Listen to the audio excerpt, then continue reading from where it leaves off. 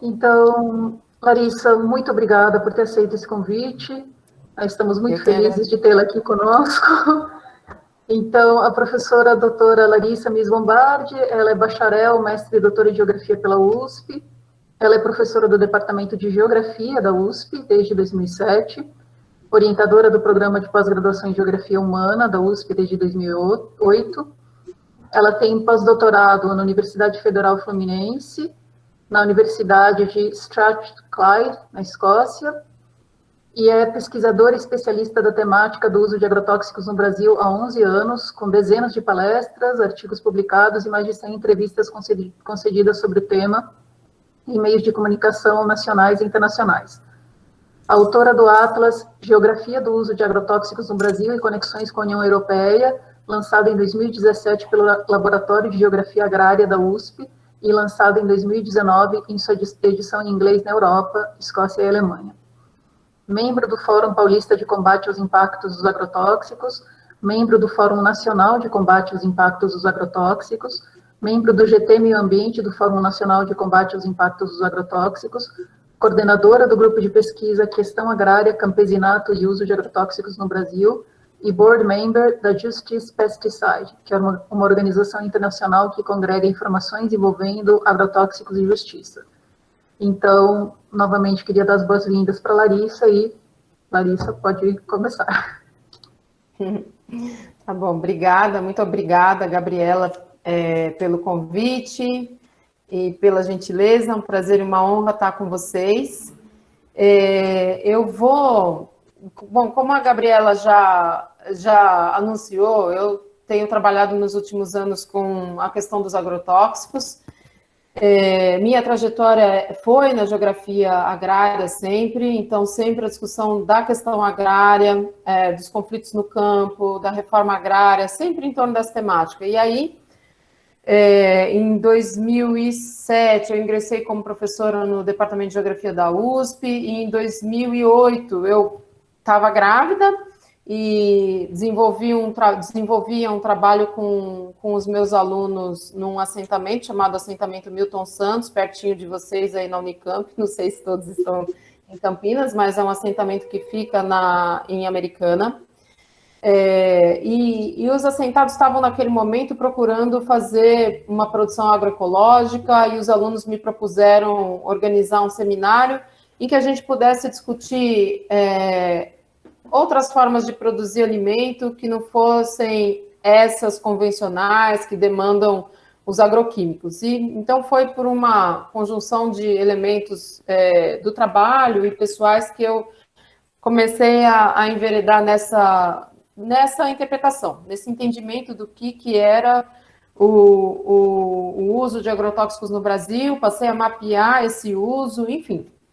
E daí fui seguindo, estudando, e fiz, como a Gabriela falou, esses dois pós-docs envolvendo essa questão, e o último foi na Escócia, na Universidade de Strathclyde, em Glasgow, e um projeto financiado pela FAPESP. Acho que é importante dizer isso nesse momento em que a gente está vivendo um drama, né, nas universidades públicas e nos institutos públicos de pesquisa.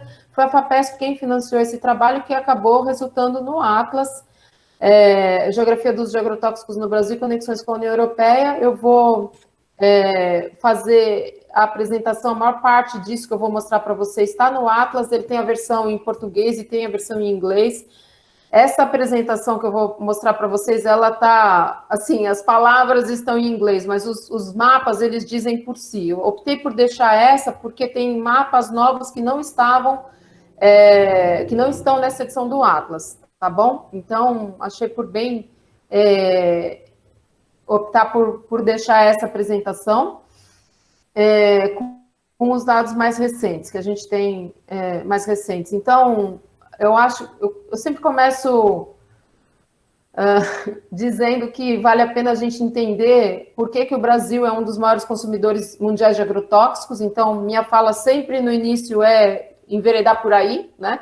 O Brasil e os Estados Unidos, desde 2008, revezam o primeiro e o segundo lugar em termos de consumo mundial de agrotóxicos, e a gente precisa entender por quê. E muitas vezes também, quando eu faço uma palestra, eu gosto de usar uma expressão do Eduardo Galeano, do livro Veias Abertas na América Latina, quando ele diz que a soberania começa pela boca. Então, a soberania começa pela boca é uma ideia que eu gosto de trazer para a gente pensar o sentido do alimento nessa sociedade, no capitalismo mundializado. É disso que se trata, né? Se a gente conseguir entender o que está acontecendo com o alimento, né, nessa sociedade, digamos, no auge do capitalismo internacional que a gente está vivendo, a gente consegue entender por que se usa tanto o agrotóxico no Brasil. Então, vamos lá. Gabriela, daí eu vou pedindo para você ir mudando os slides para mim. Eu acho que daqui a pouco a gente não vai mais poder usar slide, porque ninguém mais vai saber que é isso, slide, mas eu não pensei ainda em uma outra palavra para substituir. Talvez a próxima imagem, a próxima página. Então, bem, o Brasil consome cerca de 20% de todo agrotóxico vendido no mundo. Eu vou insistir nesse dado, dizendo ele de outro jeito. 1/5 de todo agrotóxico vendido no mundo é vendido para o Brasil, no Brasil.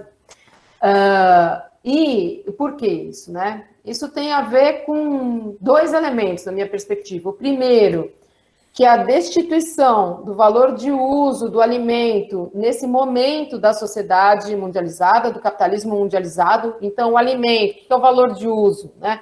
É o sentido intrínseco que as coisas têm, é aquilo a que elas vêm, digamos assim, é o princípio de cada coisa. Então, um alimento é aquilo que nos nutre, é aquilo que nos deixa vivos, é o que permite com que nós nos perpetuemos. Então, o sentido do alimento é nos nutrir. E o alimento, por isso, é sagrado. Ele tem tem uma característica que é, obviamente, nutricional e tem outra que está relacionada com o âmbito do sagrado. Não é por acaso que em muitas culturas a gente faz preces na hora de receber, no momento em que vai se receber o alimento, nas diversas culturas. Então, o alimento, ele é a nossa conexão com o planeta. A primeira conexão, digamos, o primeiro contato que a gente tem com o alimento é o leite materno. Esse é o primeiro contato, o primeiro alimento que todo ser humano recebe é o leite materno. E não é pouca coisa isso. O leite ou materno ou outro leite, quando na não possibilidade do oferecimento do leite materno, que um bebê acessa, um bebê humano, é o leite. Então, o leite ele é produzido pelas fêmeas, pelas mamíferas do planeta. Então, tem algo que tem que ver o alimento com essa nossa conexão com o planeta, e é, em grande medida, mediada pelas fêmeas, fêmeas no sentido físico e arquétipo feminino, se a gente quiser pensar nisso em outra perspectiva também. Então, o que tem acontecido, sobretudo a partir da Segunda Guerra Mundial, eu vou usar um exemplo muito claro para dizer o que acontece no mundo após a Segunda Guerra Mundial. A gente tem, por exemplo, a criação da ONU, a Organização das Nações Unidas. Ela não existia antes da Segunda Guerra Mundial. Ela é uma instituição supranacional pós-Segunda Guerra. É um momento em que o capitalismo não está mais só... os Estados-nação, eles não dão conta de mediar o capital. É necessário que haja um controle, uma mediação supranacional. Então, a ONU é um símbolo disso. E o que começa a acontecer também no pós-guerra, né, nesse momento do pós-Segunda Guerra Mundial, além de não haver fronteiras para o capital,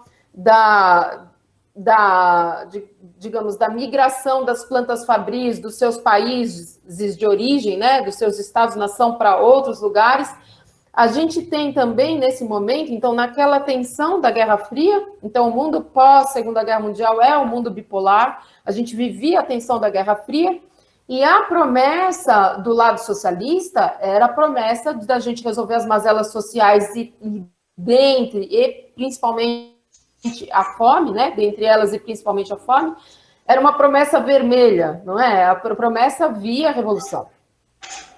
No entanto, nessa tensão, nesse mundo polarizado, a resposta, digamos assim, que foi dada pelo bloco capitalista era uma solução técnica.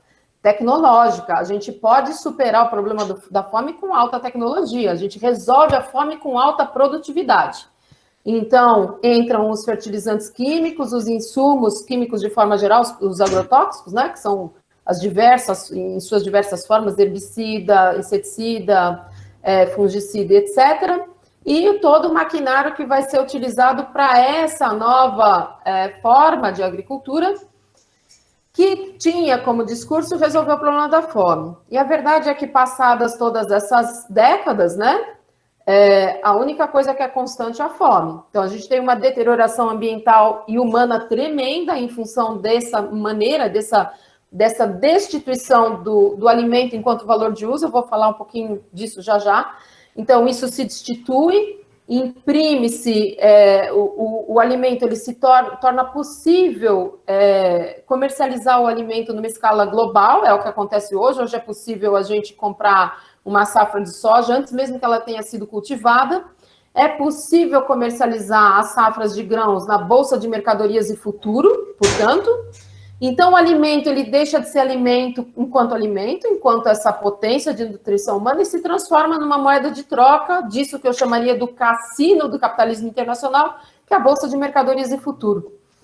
E também ele é transformado numa outra coisa. Então, na crise, né, nessa crise ambiental que a gente vive, em função da queima dos combustíveis fósseis, vem essa possibilidade de substituição, entre aspas, porque é muito entre aspas mesmo, depois a gente pode conversar, de substituir o combustível fóssil por combustível verde. De novo vem o verde, Revolução Verde, combustível verde, que de verde não tem nada, né? Vocês sabem do quanto a morte de trabalhadores por estafa física na corte da cana, ela foi presente, agora tem uma substituição via mecanização, mas quem acompanhou um pouco o avanço da cana-de-açúcar, particularmente no estado de São Paulo, que produz 60% da cana-de-açúcar do Brasil, deve saber isso que eu estou ilustrando aqui para vocês. Então, o alimento, ele deixa de ser alimento porque ele vira uma moeda de troca para ser comercializada na Bolsa de Valores, como é o minério de ferro, como é o petróleo, como qualquer outro. E ele também se transforma em combustível. Então, falar em produção de alimentos é cada vez menos produção de alimentos e cada vez mais essa coisa que é estranha à própria alimentação. Então, nesse desenvolvimento, digamos assim, do capitalismo, e o capitalismo, acho que como vocês sabem, como vocês devem ter discutido em outras aulas, ele é um modo de produção que é em si contraditório e que tem em si a sua reprodução ampliada. O capitalismo, eu vou usar um exemplo muito, muito simples, que acho que ilustra bem isso. Nenhum empreendimento, numa perspectiva capitalista, começa se não for para acumular. Então, ninguém, para usar uma palavra menos acadêmica, menos teórica, ninguém investe num negócio se não for para ter, no final de um ano, mais do que aquilo que começou. Essa é uma perspectiva da reprodução ampliada do capital. Então, o capital se reproduz ampliadamente, sem limite, e vai se apropriando de novas porções do planeta, e vai transformando em mercadoria aquilo que antes não era mercadoria, inclusive esferas sagradas da minha vida, da nossa vida, da vida de todos nós. Eu vou dar um exemplo, já que eu busquei no feminino para falar da alimentação, eu vou falar do parto. O parto hoje virou um espetáculo. O parto via cirúrgico é a regra no Brasil hoje. Agora estou desatualizada dos dados, mas se não me engano, mais de 70%. Na rede privada eu tenho certeza disso. Na rede privada, mais de 80% dos partos são cesarianas. E virou um espetáculo porque tem telão, tem roupa de gala para receber bebê, para receber visita. Então, desacraliza-se algo que é sagrado, que é um momento do corpo feminino, é um momento, inclusive, sexual do corpo feminino. Então, a gente vai vendo diversas esferas, tanto elementos da natureza que vão se mercantilizando, quanto elementos da nossa vida que vão também sendo transformados em mercadoria. Então, o que vai acontecendo com esse desenvolvimento, já existia uma divisão internacional do trabalho e ela se acirra. ela é mais verdadeira do que nunca. Essa ideia de divisão internacional do trabalho que precede a Segunda Guerra Mundial, precede esse momento histórico que eu estou descrevendo para vocês, mas quando a gente olha para o lugar que o Brasil ocupa na economia mundo, ele é um lugar subalterno. Ele é subalterno do ponto de vista econômico e vocês vão ver nas informações que eu vou trazer o quanto eles nos subalterniza também, deixando a nossa saúde vulnerável, nos deixando refém dessa lógica de inserção do Brasil na economia internacional, na economia mundializada. Então, o que acontece é que o Brasil hoje ocupa um lugar na economia mundial, que é um país agro-minero exportador. Dos 10 produtos mais exportados pelo Brasil, 7 são de origem agropecuária. Alguns dentre esses que estão na tela aí, que eu vou falar já já. E os outros são o minério de ferro, outro petróleo, e o terceiro aí, além dos 7, agora eu não lembro. Mas veja, a gente está ocupando esse lugar na economia internacional, e é um lugar que a gente vem vendo isso acontecer desde o começo dos anos 2000. Então, até o início dos anos 2000 havia uma prevalência, a gente olhava para a pauta de exportação brasileira, havia uma importância maior dos produtos industrializados e menor dos produtos básicos, e essa pauta se inverteu. Claro que eu também acho que a gente tem que discutir o padrão de industrialização, de consumo, tudo isso, mas para ilustrar o lugar que o Brasil ocupa no mundo, a gente ocupa esse lugar. Somos, nessa economia mundial, um país agromínero exportador.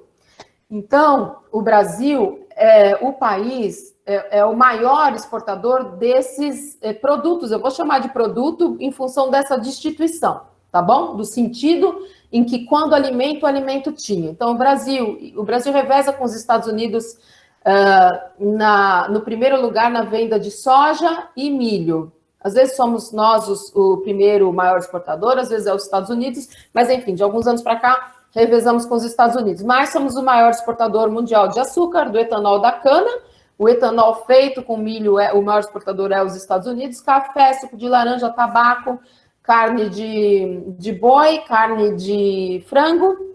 Somos o quarto maior exportador mundial de carne de porco e somos também maior exportador mundial de papel e celulose. Então, é assim que a gente se insere na economia mundial, é desse jeito subalterno, porque a gente está exportando commodities. E o que são commodities?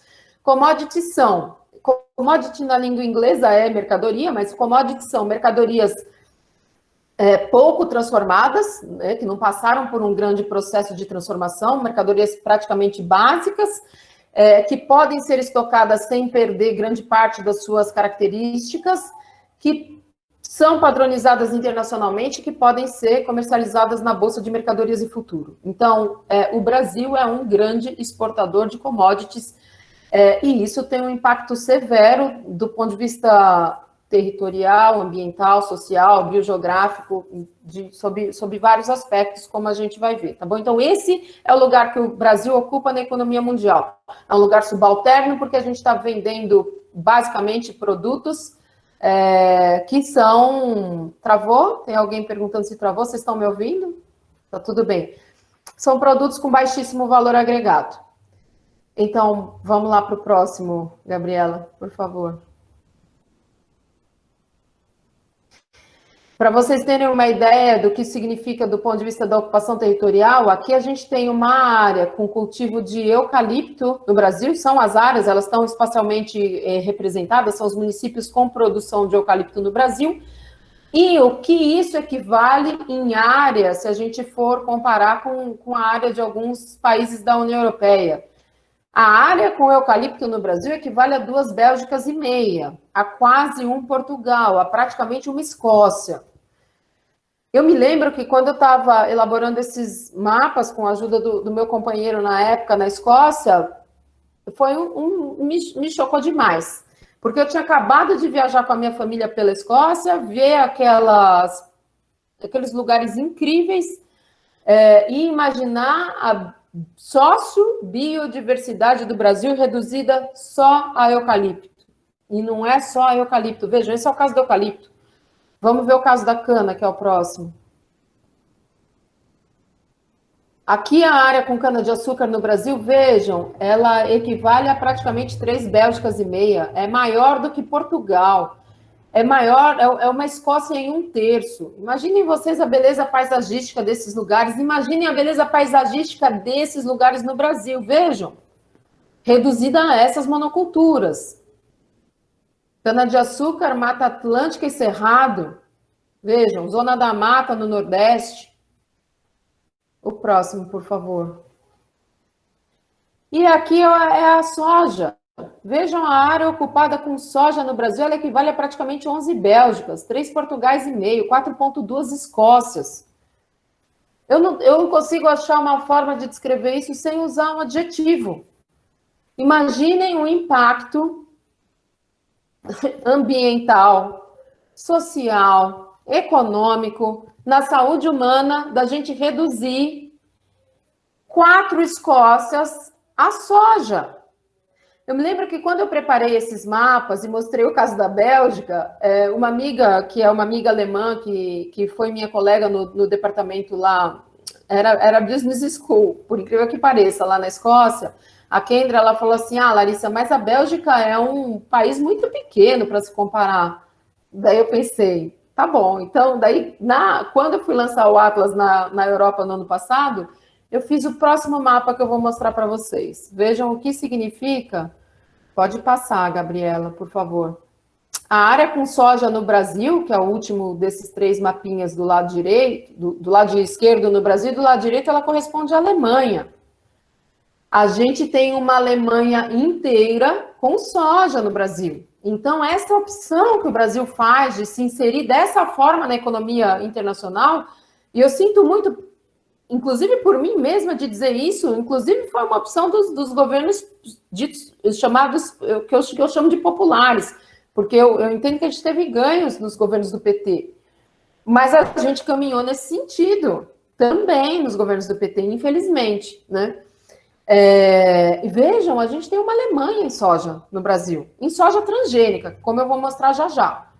Mais de 90% da soja no Brasil hoje é transgênica. Se a gente soma as áreas de soja, cana e eucalipto, a gente tem uma Alemanha e meia. E vocês sabem que a Alemanha, no contexto europeu, é um país de grandes dimensões. E isso impacta severamente em todos esses aspectos que eu mencionei, e eu vou falar de um em especial, que é a questão da alimentação já, e depois eu vou falar da saúde humana. Passa o próximo, por favor, Gabriela. Vejam o que tem acontecido. A gente tem aqui os gráficos de área cultivada com soja, cana, arroz, feijão, trigo e mandioca no Brasil. A área de soja quase dobrou nos últimos anos. A área de cana-de-açúcar aumentou 50%. Arroz, feijão, trigo e mandioca, que são os pilares da alimentação nacional, diminuíram. No próximo, a gente consegue ver de perto o arroz e o feijão. Por favor, Gabriela, próximo. Vejam, feijão em laranja, arroz em azul. Isso, Matias escreveu, sim, a crise do arroz é ilustrativa, exatamente isso. Eu recebi uma meme na época que estava há um mês atrás, que era um desenho de um anel cravejado de arroz, né? Era a joia. Então, o alimento, a gente não tem, essa é outra questão para a gente discutir. O alimento, ele se transforma nessa mercadoria comercializada no mercado global e a gente não tem o suficiente aqui. A gente importa feijão há 10 anos. Vejam, a área de soja dobrou, grande parte dela vai ser exportada, e a China é o maior consumidor mundial dessa soja para alimentar os porcos, que vale uma outra discussão, em grande parte. Uma parte também grande da produção de soja no Brasil vem para a indústria alimentícia, inclusive em maior parte dos alimentos industrializados, vocês podem enxergar lá o T de transgênico, a gente pode falar disso já já. E também vai alimentar os porcos no Brasil. O Brasil é o 4º maior exportador mundial de porcos, de carne de porco. Então, vejam, a gente teve a área de soja dobrada, em compensação, a área de feijão diminuiu, feijão 40% e arroz 30%, ou o inverso. Mas isso, 30% e 40%. A gente está falando de arroz e feijão. O Brasil importa feijão há 10 anos. Parece um contrassenso. É um contrassenso, é um enorme contrassenso. Por quê? Eu digo parece, porque muitas vezes o Brasil importa produtos que ele mesmo exporta. Por que isso? Porque é a lógica da economia mundializada. Então, o Brasil é o maior exportador mundial de carne bovina e a carne não é barata. O Brasil exporta e importa feijão, o Brasil exporta e importa milho. Então, é uma lógica dessa economia mundializada em que também o Estado, há um bom tempo, abriu mão de ter estoque regulador. A gente não tem. A gente é refém da lógica do mercado. Então, nos anos, por exemplo, em que os Estados Unidos amplia a área de cultivo de milho, que vai ser destinada para a produção de etanol, isso balança todo o valor, o preço dos alimentos no mercado internacional. Então, muda o preço muda o valor dos outros cereais e impacta o valor do alimento. Então, pagar arroz e feijão caro no Brasil, que é o que a gente tem feito, a gente abriu mão da segurança alimentar. Soberania, então, nem pensar, que é o que a gente vai falar um pouquinho já já. Mas é isso que tem acontecido. Então, o alimento, nessa sociedade mundializada, em que ele se transformou numa mercadoria como outra qualquer, a criação intensiva de animais mostra isso de uma forma muito clara. Eu não sei se vocês já tiveram possibilidade de visitar alguma vez uma área de criação intensiva de porcos ou de frango. É algo muito deprimente. Como uma massa são massa de proteína para serem mortos. É isso. Eu costumo dizer o seguinte: quando a gente fala do porco, do boi e da galinha, né? A galinha, a vaca e o porco, eles têm 3 hábitos primordiais. E a gente tem nomes em português específico para os hábitos dessas espécies. O boi e a vaca, eles pastam. A galinha cisca, o porco chafurda. Vejam, a gente tem verbos que descrevem esses hábitos. Não é pouca coisa isso, a gente ter verbos específicos para essas espécies. Quando eles estão criados nessa forma intensiva, industrializada, eles são impedidos de ter os seus hábitos mais próximos. Mas eles não conseguem andar. Lhes é oferecida ração o tempo inteiro. Então, eles não se deslocam. Os frangos, eles praticamente não param em pé. Eu não sei se vocês já viram. Eles cedem ao próprio peso. Eles são uma massa que será eliminada, com adição de antibióticos na sua alimentação, em geral, porque eles se alimentam e defecam no mesmo lugar. É um clássico, né? Todo mundo sabe, desde criança, não é? A gente não ensina isso. Eu tenho 2 filhos, é um mantra: lava a mão antes de comer, lava a mão antes de comer. A gente sabe como a gente se contamina. A gente sabe que também parte da contaminação, da infecção por Covid-19 no Brasil está associada à falta de coleta de esgoto, porque o vírus fica presente nas fezes das pessoas infectadas e mesmo das assintomáticas por mais de 15 dias. Então, a gente sabe o que acontece com a saúde se a gente defecar e se alimentar no mesmo ambiente, ou se houver uma contaminação com a água, e é isso que acontece com esses animais. Então, eles foram transformados em coisa, assim como o alimento também. Eles foram coisificados, foram absolutamente mercantilizados. Então, o alimento deixou de ser alimento e virou essa outra coisa. Então, o Brasil é um grande produtor de alimentos, o Brasil é um grande exportador de grãos. É muito diferente de ser um grande produtor de alimentos. O próximo, por favor, Gabriela. E aí o que a gente tem é que esse avanço enorme dessas monoculturas, ele só é feito mediante o uso intensivo de agrotóxicos. Lua. Só um pouquinho. Pode levar, amor. Não sei. Esse avanço dessa agricultura, ele só acontece com o uso intensivo de agrotóxicos. Por quê também? Qual é essa lógica? Sobretudo nos trópicos, não só nos trópicos, mas sobretudo nos trópicos. Quando a gente está falando dos trópicos, quando a gente está falando de clima tropical, a gente está falando de 2 fatores conjugados: alta umidade e alta temperatura. Quando eu tenho alta umidade e alta temperatura, eu tenho ao mesmo tempo aumento da biodiversidade e aumento da biomassa. Como assim aumento da biomassa? Pensem, um pinus no norte da Europa leva 30 anos, o eucalipto no norte da Europa leva 30 anos para estar no momento de ser cortado. No Brasil, em 8 anos, corta-se eucalipto. Então, num período muito mais curto de tempo, a gente tem o equivalente em biomassa. Por isso, em alguns lugares do Brasil, tem sido 2 safras por ano. E o que acontece quando a gente impõe a monocultura nessa área que em si é biodiversa? Primeiro, se a gente insere fertilizante químico é basicamente NPK, são 3 minerais. É como se nós nos alimentássemos pobremente também. O que acontece com a nossa saúde? Ela fica vulnerável, assim como dos vegetais também fica. Então virão os insetos, então virão os fungos. E daí os agrotóxicos virão casados com os fertilizantes químicos.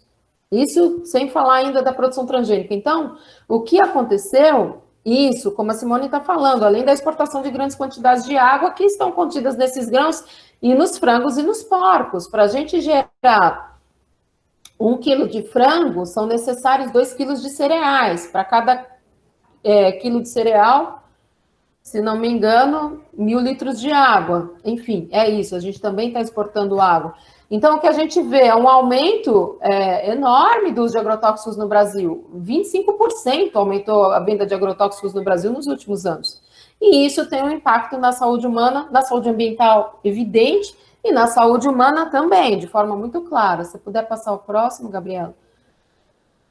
A gente tem aqui um mapa com pessoas intoxicadas com agrotóxicos no Brasil. Os círculos são as áreas, são o número de pessoas, número absoluto em cada estado de pessoas intoxicadas com agrotóxicos, e as cores dos estados representam a relação entre o número de pessoas intoxicadas e o total da população em cada estado. Então, vocês podem ver que quanto mais escuro o estado está representado, significa que é maior essa porcentagem da população intoxicada em relação ao total. O que é isso em termos numéricos? O que a gente tem no Brasil em termos de população intoxicada com agrotóxico? Está no próximo slide, por favor. Nesse período de 2007 a 2017, a gente teve no Brasil 41.600 pessoas intoxicadas por agrotóxico, que dá uma média de 3.700 por ano, ou 10 pessoas por dia. Mas o que já é gravíssimo, né? Se vocês pensarem que 10 pessoas por dia se intoxicam com agrotóxico no Brasil. Mas o próprio Ministério da Saúde calcula que para cada caso de pessoa intoxicada, a gente tem 50 casos que não chegaram ao conhecimento do Ministério da Saúde. Então, é possível que ao invés de 41.000 pessoas intoxicadas, nós tenhamos tido mais de 2 milhões de pessoas intoxicadas com agrotóxicos nesse período no Brasil. O próximo, por favor, Gabriela. Aqui são as intoxicações por circunstância, o que aparece em vermelho aí, e que é o que mais chama atenção nesse mapa, são as tentativas de suicídio, pessoas que ingeriram agrotóxico para tentar se suicidar. E é gravíssimo, é uma questão de saúde pública no Brasil e mesmo fora do Brasil, mesmo em nível mundial, a segunda forma de tentativa de suicídio é por ingestão de agrotóxicos. No Brasil, em alguns estados, como por exemplo Ceará e Pernambuco, mais de 70% dos casos envolvendo intoxicação de agrotóxicos foram por tentativa de suicídio. Claro que a tentativa de suicídio vai aparecer de forma inflada, se a gente for olhar para o total dos casos, porque são casos em que as pessoas foram atendidas no serviço de saúde, ou então que passaram pela delegacia, na maior parte dos casos em ambos, então virou um número, né? Virou um dado oficial. Mas também tem algumas substâncias, alguns agrotóxicos, que são os chamados organofosforados, um grupo químico, que em que se associa a exposição frequente, a exposição crônica a essas substâncias com quadros de depressão severa e, como diria assim, a ponta de uma cadeia de exposição crônica aparece a tentativa de suicídio. Isso não só no Brasil, isso em outros países, mas no Brasil isso é gravíssimo. No próximo mapa a gente tem as informações só de tentativas de suicídio com ingestão de agrotóxicos. Vejam, é interessante o mapa como uma ferramenta, porque, por exemplo, Rondônia aparece com essa cor mais intensa e eu não sei por quê, né? São hipóteses que depois a gente tem que levantar para poder tentar entender. Mas o que é fato é que a gente teve nesse período mais de 9.000 pessoas que tentaram se suicidar ingerindo agrotóxicos. Então, isso é algo da maior gravidade, inclusive crianças. Há um mês atrás, o Parlamento Europeu organizou um debate sobre o duplo padrão adotado pela União Europeia, no sentido de que a União Europeia proíbe substâncias no próprio território, que eles vendem para outros países, como é o caso do Brasil. E eu fui convidada para falar e foquei na infância e na questão ambiental. E da infância, o que eu poderia dizer para vocês é que entre 2007 e 2014, 2014, a gente teve mais de 300 crianças que tentaram suicídio ingerindo agrotóxicos. Então, aliás, a questão da infância é alguma coisa que me tocou muito conforme eu fui fazendo esses mapas. Tem um mapa que eu deixei para mostrar para vocês no final, que acho que é o que mais me impactou. Todos esses são assim, mostram algo que nos afeta na nossa dignidade, na nossa saúde. Enfim, esses dados que eu estou trazendo para vocês são dados de intoxicação aguda, não estou nem falando de intoxicação crônica, de efeitos crônicos desses agrotóxicos, como são os casos de câncer, de malformação fetal, de puberdade precoce, né, disrupção endócrina. E por que eu estou falando isso? Porque são dramas que a gente vive no nosso cotidiano. Eu perdi meu pai há 3 anos de câncer e eu sei o que é uma pessoa passar por isso. E agora, a partir dessa década, vai ser, né, a principal, a própria Anvisa calcula que seja a principal causa de morte no Brasil, acima, inclusive, das doenças do coração.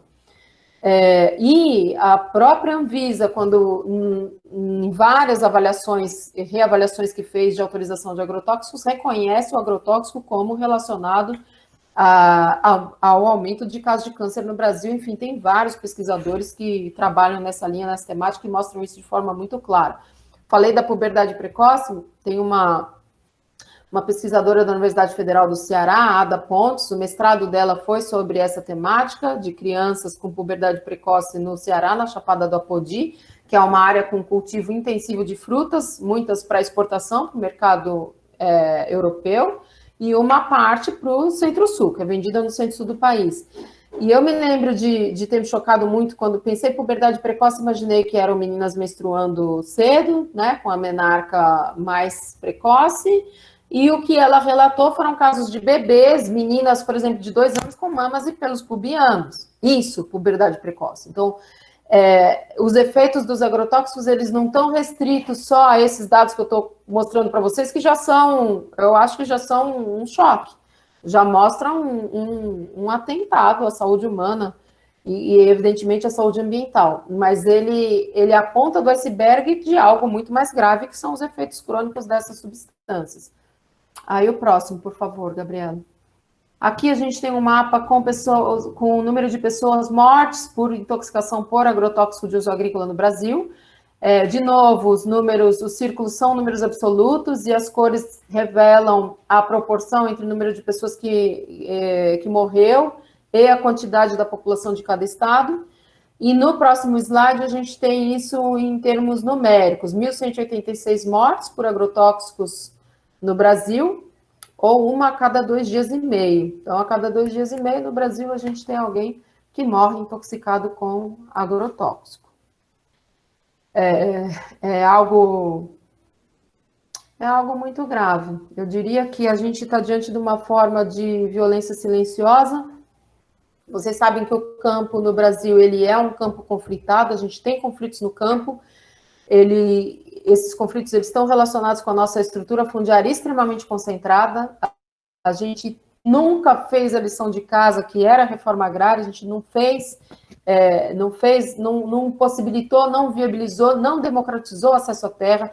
Na minha perspectiva, grande parte das chagas sociais, tanto na cidade quanto no campo, ou o contrário, não só no campo, mas também na cidade, estão relacionadas a essa forma de exclusão da população do acesso à terra. Então, a gente vive num país em que 1% dos proprietários de terra controlam 50% das terras do país, e é isso que ajuda a gente a entender por que a gente tem uma Alemanha só em soja no Brasil. Como é que isso é possível? Como é que a gente deixou, né? Como é que o país deixou isso acontecer? Além de um projeto político, a gente também tem uma classe que tem o monopólio das terras no Brasil. Então, é algo que tem estruturado a nossa sociedade. Infelizmente, tem estruturado a nossa sociedade e tem rebatimentos tanto no campo quanto na cidade. Aí, o próximo, por favor. O que eu ia dizer, né, falando da questão agrária, é que a gente está sempre lidando, eu acho que vocês, alunos, talvez do primeiro ano, né, Gabriela, mas não só, devem ter lidado com os temas da questão agrária e dos conflitos no campo, sabem dos conflitos no campo, sei que sabem que, por exemplo, a região do Bico do Papagaio que é a conjunção do norte do Tocantins, sudeste do Pará e sudoeste do Maranhão, são as áreas muito conflitadas, muito conflito, muita luta pela terra, em função dessa indisponibilidade de acesso, impossibilidade dos camponeses acessarem a terra. Acho que isso vocês sabem. Então, as formas de violência física, eu acho que vocês já conhecem, todo mundo conhece, todo mundo sabe das violências no campo, violências físicas contra o ser humano e contra a natureza, que são as formas de desmatamento intensivo, de queimadas, tudo isso que a gente está vivendo agora de forma mais clara e mais massiva do que nunca. Então, antes a gente tinha o que eu diria, né? Um avanço químico. Se eu puder voltar e revisitar a obra do Marx, quando ele descreve aquele momento da acumulação primitiva e aquele avanço físico nas terras do norte, na Escócia, inclusive nos lugares em que, um lugar particularmente em que eu vivi, que é o massacre, o varrimento, a limpeza, né, dos campos, a gente vê isso, não estamos no mesmo momento histórico, mas a gente vive contemporaneamente essa forma, essa expansão, esse varrimento das populações tradicionais, dos camponeses, etc., do campo, e também a supressão da vegetação. E além, agora, né, com o advento dos agrotóxicos, além das formas físicas, a gente tem as formas químicas. Tem autores chamando isso de colonialismo molecular, nas nossas moléculas, no nosso corpo. Então, tem um avanço químico, e é isso que eu tenho chamado de violência silenciosa. A gente não vê, a gente não enxerga a ameaça, mas ela está lá impactando, sobretudo, os camponeses, os trabalhadores rurais, as comunidades indígenas. Claro que quem vive na cidade, a população urbana, de alguma forma, também é afetada, não na mesma intensidade, mas também potencialmente em função dos resíduos que a gente permite de agrotóxicos na água e nos alimentos, como eu vou mostrar. Vejam, se a gente for falar do uso de agrotóxicos no Brasil, em quais culturas o agrotóxico é utilizado? Na soja, mais de 50% do volume de agrotóxicos vendido no Brasil é vendido para ser utilizado na soja, depois no açúcar, depois no milho e depois no algodão. Veja, esses 4 cultivos dão 82% do volume de agrotóxicos vendido no Brasil. Soja, cana, milho e algodão. Então, dá para entender aqui claramente que quando a gente fala desse lugar do Brasil na economia internacional, a gente consegue entender, quando vê esse gráfico, opa, aonde é que está indo a maior parte, o maior volume dos agrotóxicos? Em quatro produtos. E quando a Anvisa, na penúltima avaliação que fez de resíduos de agrotóxicos, ela não olhou, por exemplo, a soja. Ela não olhou, não checou a presença, por exemplo, dos agrotóxicos mais vendidos. Oi, desculpa. Então, isso está na raiz, essa opção, digamos assim, essa trajetória que o Brasil escolheu fazer, está na raiz desses impactos todos na saúde humana e na saúde ambiental. Próximo, por favor. Se a gente, voltando naquele mapa que eu mostrei para vocês no início, a gente tem uma Alemanha só em soja transgênica. Então, em geral, a transgenia no Brasil, ela diz respeito a sementes que receberam um gene de bactéria. Então, uma semente de soja que recebeu um gene de bactéria, e a bactéria é resistente ao herbicida. Insere esse gene, né? Insere-se esse gene na soja, e a soja, ela, se torna resistente ao herbicida. Então, ao invés de fazer o manejo físico, como a humanidade fez sempre, né? Mesmo que com maquinário, faz o manejo químico, o manejo das chamadas ervas daninhas. Toda vez que eu falo erva daninha, eu faço entre aspas, porque erva daninha existe nessa concepção da agricultura convencional. Mas, enfim, como é que se tiravam as ervas daninhas antes? Com ferramenta, com maquinário. E agora, por exemplo, com pulverização aérea, um avião pulverizando herbicida. Então, todas as ervas no entorno morrem e o que sobrevive é a soja transgênica, o milho transgênico, e agora o Brasil também tem cana e eucalipto transgênicos. Então, é isso, transgenia é isso, é disso que se trata. Então, a gente tem uma Alemanha só em soja transgênica no Brasil. O próximo, Gabriela, por favor. E aqui, quais são as substâncias, quais são os agrotóxicos mais vendidos no Brasil? Em primeiro lugar é o glifosato, depois eu vou falar dos outros. O glifosato, ele é um herbicida, ele é o mais vendido no mundo, mas ele no Brasil não é que ele é o mais vendido, ele é maior do que 1/3 do volume total das vendas. E eu vou mostrar já para vocês uma fotografia, enfim, o glifosato na União Europeia, a licença do glifosato termina o ano que vem, 2021, e vai ser discutido se ele vai ser novamente permitido ou não. A França já decidiu que, independentemente de qualquer decisão da União Europeia, da França ele vai estar banido. Ou alguns países nórdicos também caminharam nesse sentido. Mas por que isso? Né? Por que estão discutindo o banimento do glifosato? Vocês vão entender no próximo slide. Por favor, Gabriela. Aqui a gente tem uma experiência feita com ratos alimentados com milho transgênico ou com água contendo resíduo de agrotóxicos. Vejam a quantidade de tumores nesses ratos, o que um pesquisador francês chamado Serralini, quem conduziu essa pesquisa, esse artigo primeiro foi publicado, depois veio tomar parte do corpo editorial da primeira revista em que ele foi publicado, uma pessoa que era parte da indústria, despublicaram o artigo, enfim, depois ele foi republicado e outros pesquisadores também repetiram a mesma metodologia e publicaram em outras revistas. E a metodologia utilizada pelos autores foi a mesma utilizada pela indústria para dizer que o glifosato não provoca câncer, não causa tumores. A diferença é que a pesquisa da indústria acompanhou os ratos só até 3 meses e essa acompanhou os ratos até 2 anos, se não me engano, long term, acho que 2 anos. Enfim, em função dessa e de outras pesquisas, a Organização Mundial da Saúde, desde 2015, classifica o glifosato como 2A.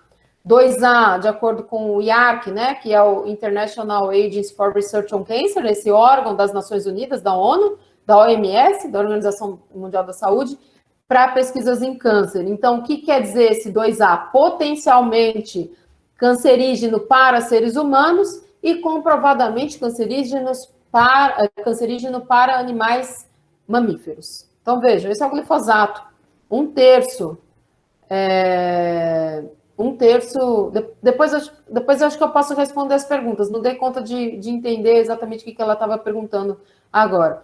Então, 1/3 das vendas no Brasil de agrotóxicos diz respeito ao glifosato.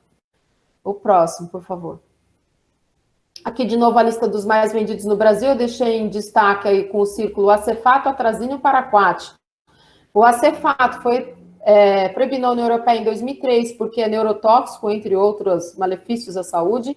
A atrazina, em 2004, foi proibida na União Europeia, porque ela está relacionada à disrupção endócrina e, inclusive, sapos que foram expostos a resíduo de paraquat, que muitos deles, o resultado da pesquisa foi encontrar sapos hermafroditas numa quantidade muito maior do que normalmente se encontraria, do que era esperado, e, finalmente, paraquat, que está associado a diferentes tipos de câncer, e também ao mal de Parkinson, sobretudo ao mal de Parkinson. O paraquat foi proibido na União Europeia em 2007.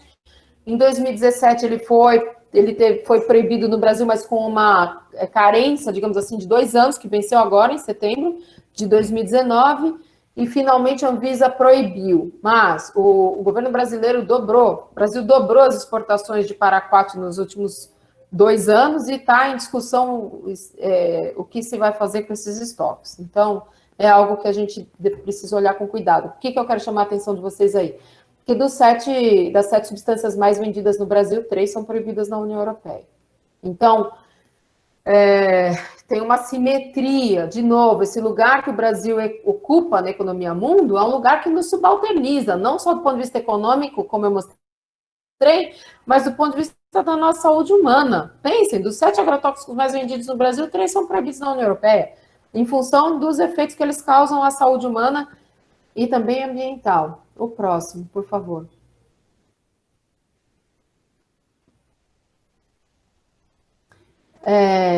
Há um controle da venda de agrotóxicos. Nos últimos anos, essas indústrias elas se fundiram, houve um processo enorme de fusão e aquisição, elas estão organizadas hoje oligopolisticamente. 70% da venda mundial de agrotóxicos está sendo controlada por 5 empresas, que aparece no próximo slide. Por favor, Gabriela. A gente tem aqui as 6 mais, né? Eu digo 5 porque agora a Bayer comprou a Monsanto, então a gente tem Syngenta, que era suíça, agora é chinesa, porque a ChemChina, que é uma estatal, comprou a Syngenta, Bayer, que comprou a Monsanto, BASF, DuPont e Adama. E se eu não me engano, a Syngenta comprou a Adama, a ChemChina comprou a Syngenta e a Adama. Então a China está controlando a China e a Alemanha juntas, como vocês vão ver no próximo. Pode mostrar o próximo slide.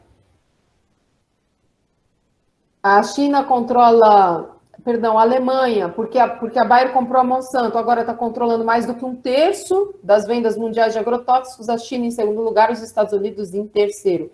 Então, é o paradoxo, né? É o paradoxo que a gente está falando. Por quê? Porque esses países proíbem algumas substâncias no seu território que, no entanto, vendem para países como o Brasil. Não só o Brasil, mas países da América Latina, de modo geral, com algumas exceções, a lógica é a mesma. O próximo, por favor. Enfim, esse avanço no consumo de agrotóxicos tem um impacto ambiental tremendo. Acho que a Amazônia é um bom termômetro disso. Mostrar esse avanço na Amazônia é um ótimo termômetro. Vejam, aqui a gente tem em destaque os estados que estão em roxo, são aqueles em que mais aumentou o número de propriedades rurais que faz uso de agrotóxicos. Vejam essa franja nos estados que correspondem ao chamado arco do desmatamento na Amazônia. O próximo, Gabriela.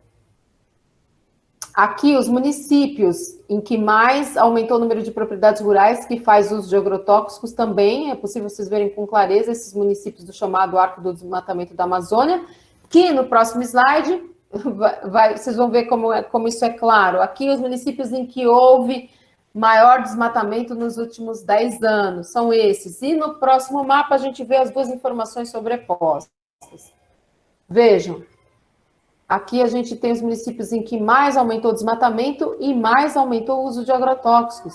Vejam essa correspondência, como é impressionante. Então, a gente tem também agora um impacto no bioma amazônico de forma irrefutável. Não tem o que dizer. Os dados estão aí, eles estão dizendo, são dados do IBGE. É claro que os dados do INPE são absolutamente confiáveis, mas aqui vocês estão vendo os dados do IBGE com relação ao uso de agrotóxicos, aumento de número de propriedades rurais que faz uso de agrotóxicos.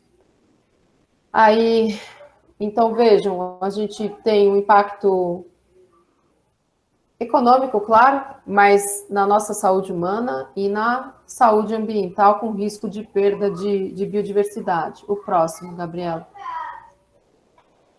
A gente tem uma diferença enorme nos níveis de resíduo que a gente autoriza na água potável e nos alimentos na União Europeia e no Brasil. Vejam, a gente permite um nível de resíduo no brócolis, no Brasil, que é 250 vezes superior de malationa, que é um inseticida, que também foi classificado junto com o glifosato em 2015 pela Organização Mundial da Saúde como potencialmente cancerígeno para seres humanos.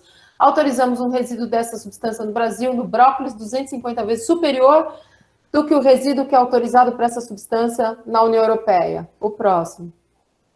Aqui o feijão, a gente autoriza um resíduo, botava entre aspas, isso mesmo, Gabriel, a gente autoriza um resíduo de malationa, que é esse inseticida que é o mesmo que é utilizado nos fumacês, 400 vezes maior no feijão no Brasil do que no feijão na União Europeia. Próximo. E aqui na água potável, a gente autoriza um resíduo de 2,4-D na água potável no Brasil, 300 vezes superior ao limite permitido na União Europeia. Falar em resíduo, no dobro de resíduo, quando a gente está falando de substância tóxica, já é muito. Imagina que é falar em 300 vezes mais. E daí o próximo, que eu acho que é o mais chocante e emblemático dos exemplos, é o do glifosato. A gente autoriza um resíduo de glifosato na água potável no Brasil 5.000 vezes superior ao limite de glifosato permitido na água potável na União Europeia. Glifosato é aquele que vocês viram a experiência feita com os ratos. Então, imaginem vocês o que é isso para a saúde humana. Por isso que eu disse que também a população urbana está exposta. A gente pode não estar morando próximo, não ser tão impactado de forma direta, mas, de alguma forma, esses resíduos eles estão potencialmente presentes na água e nos alimentos. Eu sei que tem alguns, os próximos mapas eu vou sumarizar eles, e aí a gente vai para o último, que eu sei que já está dando o tempo que a Gabriela me encomendou.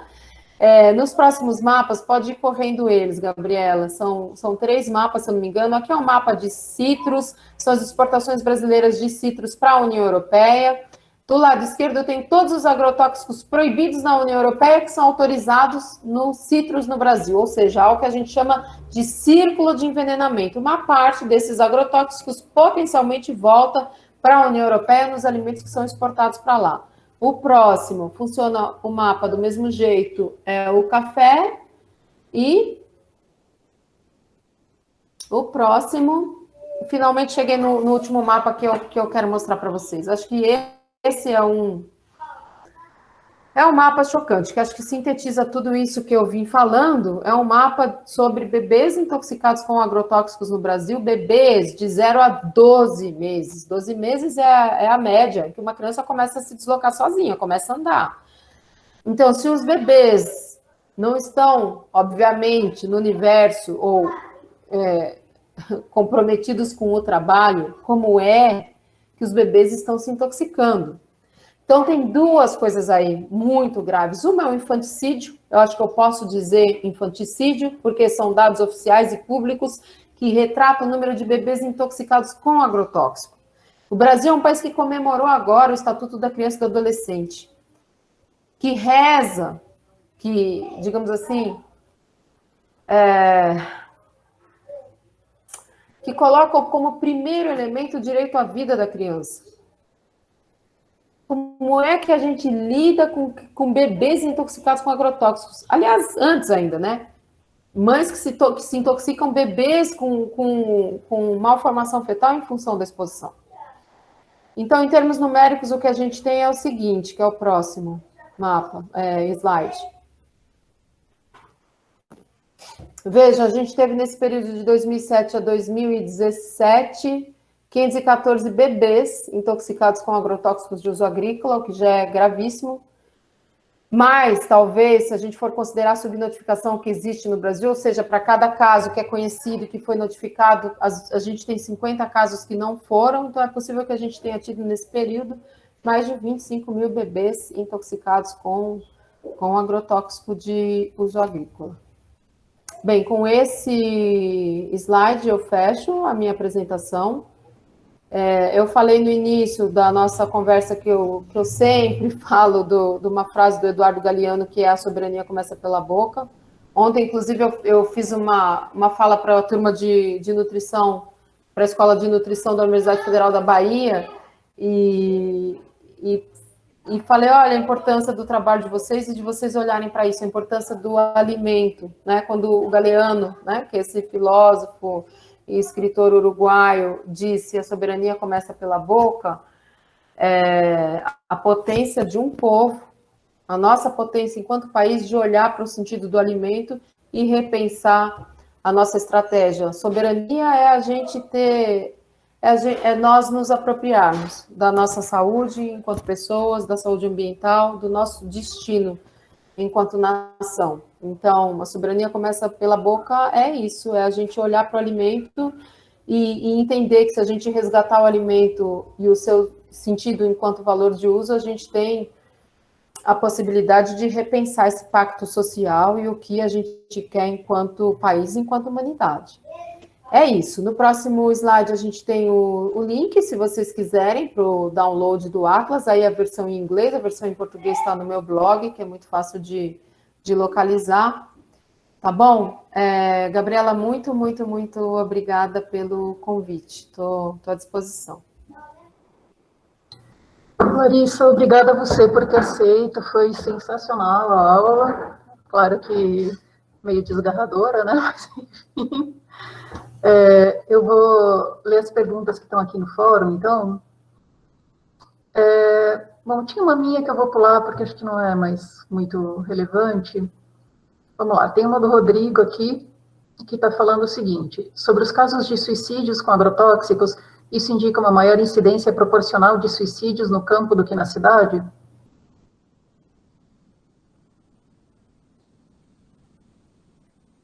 Desculpa, meu microfone estava cortado. Eu não fiz essa conta, Rodrigo, mesmo porque muitos casos de suicídio na cidade também são cometidos com agrotóxico de uso agrícola. Então, não consigo te responder isso na ponta do lápis, sabe? Nos números, mas é uma boa pergunta. Mas o que eu posso te dizer é, uma boa parte dos suicídios cometidos nas cidades são nas zonas urbanas, né? São cometidos com agrotóxico de uso agrícola. O José Felipe está perguntando se o Brasil é o produtor do agrotóxico que consome. Eu não entendi. Se o Brasil produz o agrotóxico que ele consome. Uma pequena parte, importa muito. Tem fábrica sim, mas tem uma importação enorme de agrotóxicos. O Leonardo está perguntando se a soja que compramos no mercado muito provavelmente tem agrotóxico. Bom, é que acho que ele fez a pergunta antes, né? Consumo ela como forma de proteína, mas não seria muito bom ter problemas de intoxicação e tumor assim. Não, inclusive tem toda uma discussão. Como que é o nome dele, Gabriela? Leonardo. O Rodrigo? Não. Leonardo. Leonardo, tem toda uma discussão da validade da gente inserir tanta soja na nossa alimentação. Eu estudei na escola pública nos anos 80 e começou a vir na merenda, na nossa merenda escolar, alguma coisa que no começo a gente pensava, isso aqui parece amendoim, o que é isso? Não era soja, né?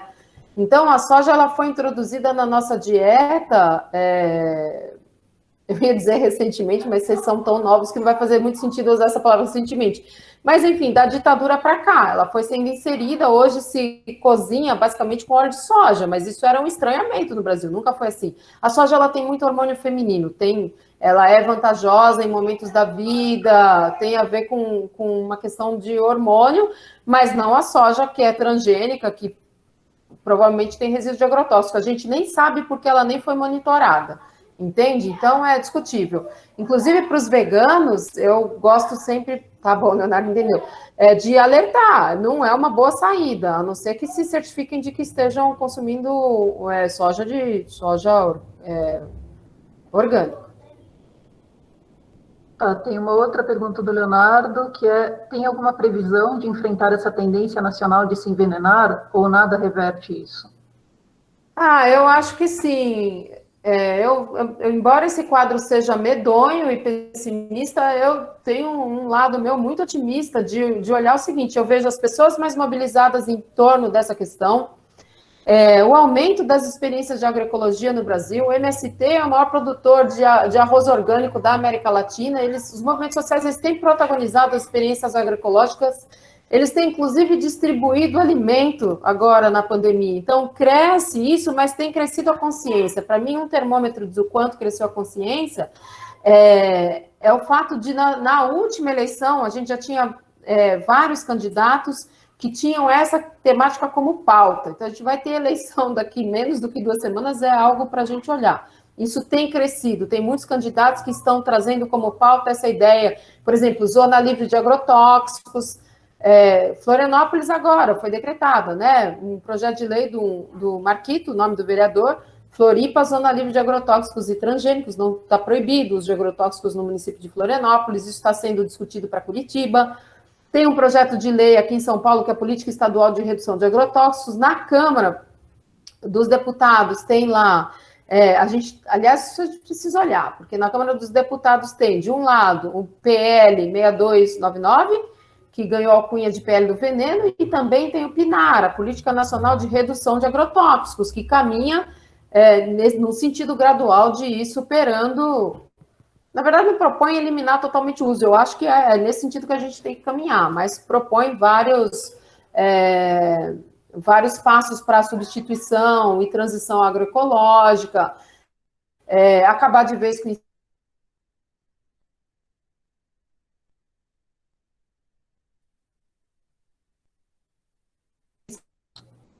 Clarissa?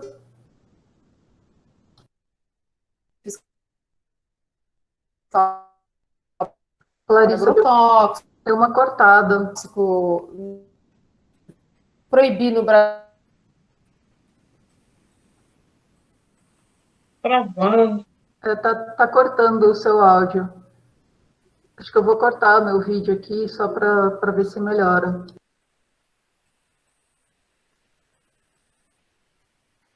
Ela tá travada. Totalmente.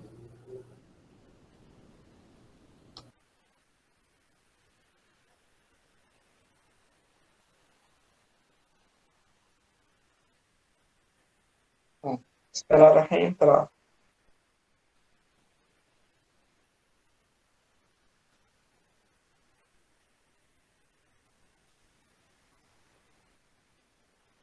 Ele vai entrar de novo.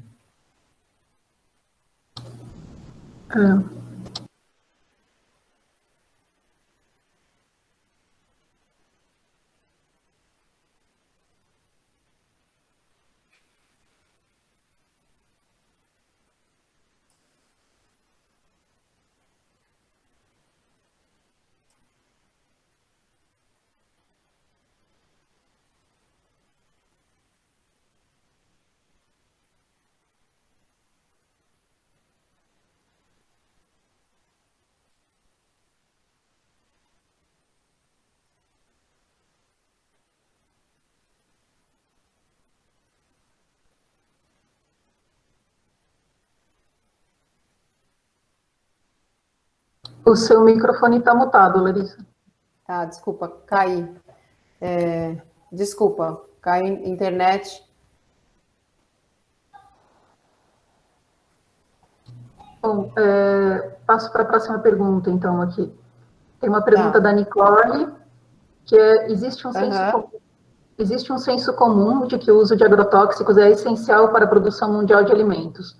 De que forma essa ideia é falsa? Gostaria que você comentasse sobre isso. Tá, é falsa por dois motivos, né? Primeiro, porque a produção agroecológica ela é tão ou mais produtiva do que a produção convencional em larga escala. Isso é uma coisa. Mas depois eu digo onde que está o nó dela. Já vou dizer já comecei, já vou terminar. Então, por dois motivos é falsa essa afirmação. A produção agroecológica, ela é muito produtiva. Quando a gente fala em produtividade, a gente está falando em volume de produção por área. Mas a questão é que ela é toda consorciada. O que significa ser consorciada? Ela tem vários vegetais cultivados no mesmo lugar, juntos. Ela mimetiza, digamos assim, a natureza. A natureza ela não é homogênea em lugar algum, muito menos nos trópicos, tá certo? Então, só que ela é um desafio. Numa produção em larga escala, numa perspectiva de produção capitalista, não é possível isso. Por quê? Porque ela demanda trabalho, ela demanda gente atuando. E a lógica da produção agrícola capitalista é o menor número de pessoas possível trabalhando, né? Ou seja, mecanizar o máximo possível. Então, não é rentável num empreendimento capitalista realizar agroecologia, por exemplo. Então, mas ela é tão ou mais produtiva do que a agricultura convencional. Isso é uma coisa. A outra coisa é que a fome é uma constante. Então, no mundo inteiro a gente tem essa produção convencional, essa produção baseada, né, nesses insumos químicos, fertilizantes químicos e pesticidas, mas a fome ela não mudou, ela continua constante. A gente não superou o problema da fome. O alimento virou a mercadoria. Ele vale ouro, não é? Por isso teve a piadinha com o anel cravejados de arroz há 2 meses atrás, quando o preço estava mais alto do que está agora. Entendem? Então, a questão não é produzir alimento para todo mundo. A gente tem que discutir renda, né? Para poder acessar o alimento, porque o alimento ele não é gratuito.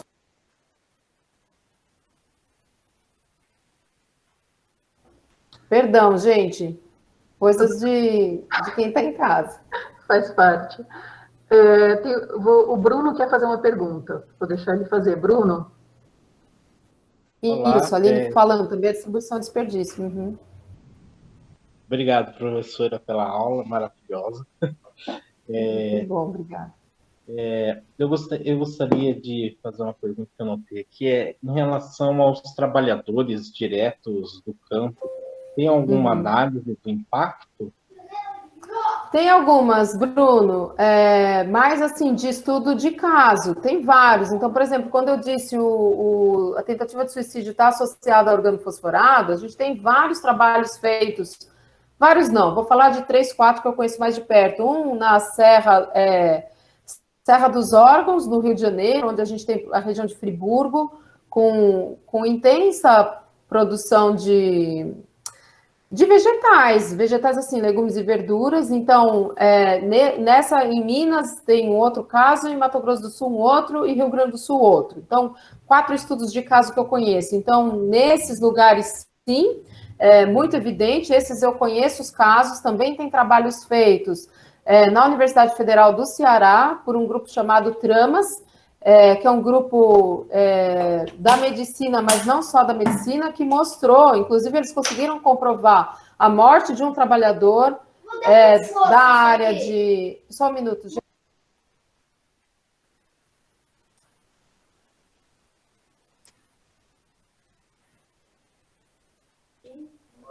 Oi. Então, eles, inclusive, conseguiram provar a relação entre o câncer no fígado desse trabalhador, e conseguiram, daí, nesse caso, conseguiram provar, conseguiram processar a empresa teve que indenizar a família. Então, tem estudos de caso, tem vários no Brasil mostrando isso, me lembrei desses que estão mais frescos, mas tem outros. Tem um com o Júnior, aqui do Fórum Paulista, que trabalhou com produtores de morango, que mostra isso também, a exposição. Inclusive, acho que tem um grupo da Unicamp. Eu me lembro que eu estava na época do doutorado, são famílias algumas, né? Eu tenho contato até hoje no bairro Reforma Agrária, e tinha um grupo da Unicamp fazendo uma pesquisa diretamente com os trabalhadores. Mas, em geral, uma parte dessas pesquisas é feita com trabalhadores, com pequenos agricultores.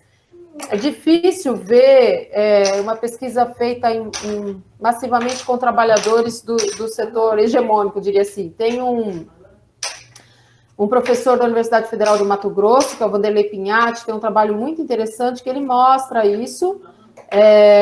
Ele mostra, por exemplo, a presença do agrotóxico no leite materno, não que leite materno não seja... O que eu quero dizer? Ele usou o leite materno como um mecanismo de fazer investigação, porque algumas substâncias ficam na gordura humana. Então, o leite materno era uma forma não invasiva de verificar a presença dessas substâncias. E, enfim, ele encontrou também, muitas vezes, muita dificuldade. Às vezes, tem muita dificuldade de lidar diretamente com trabalhadores. Eu fiz trabalho de campo na região do Pontal do Paranapanema, e eu me lembro dos relatos de que a cada 2 anos as usinas dispensavam os trabalhadores e não contratavam mais os mesmos. Enfim, eles têm um grupo lá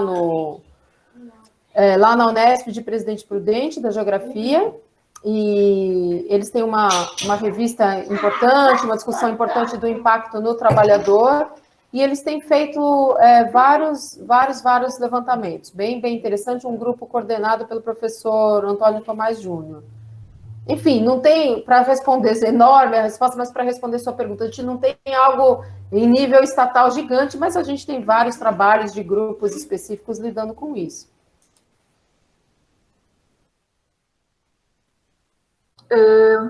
Só um momento.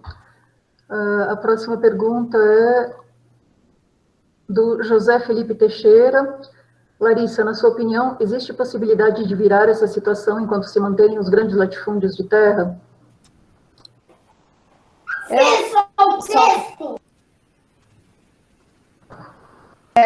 acho um desafio isso, né? Por que é um desafio? Porque muitas vezes a gente tem próximo a essas áreas com cultivo intensivo, comunidades, sejam sítios, pequenas propriedades, assentamentos, comunidades indígenas que eu vi diversas vezes em trabalhos de campo que são sobrevoadas com avião, e o avião acaba atingindo, inclusive, as tentativas de produção orgânica. É um nó, né? É um desafio. Eu penso que num modelo ou uma construção de uma outra sociabilidade, a gente deveria discutir esse modelo de apropriação de terra. Não é possível um monopólio de classe. A gente tem que pensar no que, inclusive, reza a nossa Constituição, que a propriedade tem que cumprir a sua função social. E cumprir a sua função social é também respeitar a legislação ambiental. E a gente sabe que nesses casos ela não é respeitada. Eu acho que é um desafio, acho que a gente tem que escolher qual caminho a gente quer. Honestamente, acho que é isso. Claro que isso não é nada em que a gente muda do dia para a noite, mas é algo que precisa ser construído. Assim, essa é a minha forma de enxergar. Tem uma pergunta aqui da Maria. Já li algo sobre a bioacumulação de agrotóxicos nos tecidos dos animais, bois, porcos, frangos. E estes, por sua vez, são alimentados com soja e milho transgênicos e cheios de agrotóxico. As pessoas comem vegetais orgânicos, porém carne super contaminada. Você teria artigos científicos para indicar sobre esse tema? Olha, tem um trabalho muito bacana que não é exatamente sobre resíduos de agrotóxico nesses animais, mas tem um trabalho o sobrenome dele é Negrão. Eu acho que o primeiro nome dele é Luiz Fernando, mas eu não tenho certeza. Só um minutinho, desculpa, a gente saiu do mudo. Eu posso depois dar a referência bibliográfica. Ele trabalhou com criação de porcos, ele é veterinário e depois fez doutorado na filosofia, discutiu a questão da ética relacionada aos animais. E aí ele faz um trabalho lindo. Ele fez esse levantamento tanto do impacto dos dejetos nos animais, no meio ambiente, quanto sobre a saúde dos animais, a questão da dor, várias coisas.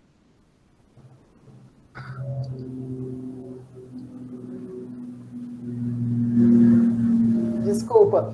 Enfim, esse trabalho, agora sim, resíduo mesmo de agrotóxicos nos animais, eu conheço um trabalho que foi feito pelo Instituto IP, que identificou resíduo de agrotóxico nas antas, que é o maior mamífero da América Latina. Se eu não me engano, da América Latina, do Brasil, com certeza. E antas que não estavam se alimentando Obrigada, gente. Não estavam se alimentando da soja e do milho. Eles estavam nas bordas das áreas, na mata. Enfim, então esse eu conheço, esse é do Instituto IP. Mas não sobre esses animais